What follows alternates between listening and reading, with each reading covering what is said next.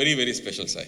I think the way you pour life into every role that you pick up, ஒவ்வொரு ரோலில் அது வந்து ஒரு பையனை காதலிக்கிறதுனா அப்படியே கொட்டி தீத்துறது அந்த லவ். அதனாலே பசங்களாம் பைத்தியம் முடிச்சு அலையிறானுங்க. டான்ஸ் சொல்லவே வேண்டாம்.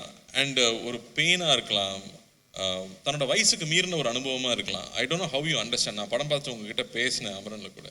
த way you give life to ஒரு மலர் டீச்சராக வந்தாலும் சரி, இல்லை இந்துவாக வந்தாலும் சரி, you definitely give so much to the film. So thank you for doing that, and it makes it so beautiful. Screen la paakumbodhu and experience agatum, ஒரு ஒரு ஆர்மி ஆஃபீஸரோட ஒய்ஃபோட சாக்ரிஃபைஸ் என்னன்னு நமக்கு தெரியாது. I think you brought it on screen. அவங்களுடைய உண்மையான sacrifice என்ன, அவங்களோட பெயின் என்னன்னு யாருமே புரிஞ்சிக்கவே முடியாது. அதை நீங்கள் அவ்வளோ அழகாக கொண்டு வந்தீங்க. so happy for you, and we love you, Sai.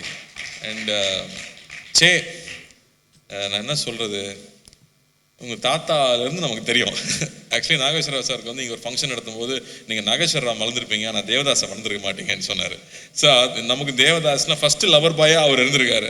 அதுக்கப்புறம் நாக் சார் நம்ம சொல்ல வேணாம். நாகார்ஜுன சார் வந்து ஒரு கல்ட் ஸ்டேட்டஸ் இருக்குது அவருக்கு. இதயத்தை திருடாது பண்ணதுக்கப்புறமா அதே மாதிரி ட்ரெஸ் பண்ணிக்கிறது, அதே மாதிரி ஓடுறது. ஆனால் அந்த ஸ்டைல் நமக்கு வராது, அந்த மாதிரி நமக்கு வந்து சாமிங்காக பேச தெரியாது. நான் நாகார்ஜுன சார் கூட ஒர்க் பண்ணேன் தெலுங்குல போய்.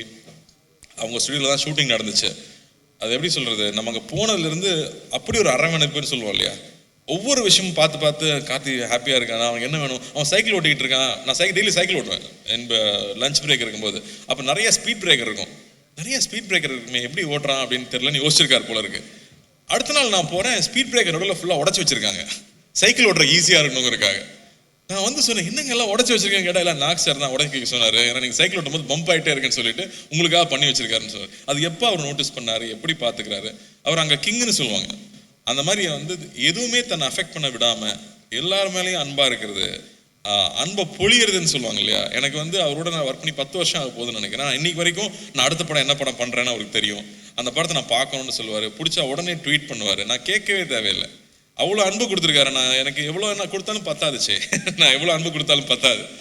அண்ட் சே வந்து நான் அப்படி சொல்கிறது, நான் ஃபஸ்ட்டு படம் பார்க்கும்போது ஒரு ஷையாக ரொம்ப வெக்கப்பட்டு ஒரு பையன் பின்னாடி இருந்து தள்ளி நடிக்க வைக்கிறாங்க போல இருக்கு அப்படின்னு தோன்ற அளவுக்கு அவ்வளோ வெக்கமாகவே இருப்பாப்புல. ஆனால் அவ்வளோ இன்னசென்ஸ் இருக்கும். அந்த இன்னசென்ஸ் தான் பொண்ணுங்களுக்கு பிடிச்சி போயிருது. தாத்தாவையும் பொண்ணுங்களுக்கு பிடிச்சது, அப்பாவையும் பொண்ணுங்களுக்கு பிடிச்சது, உங்களையும் பொண்ணுங்களுக்கு பிடிக்குது. அவ்வளோ அழகான ஒரு இன்னசென்ஸ் எப்பவுமே இருக்கும்.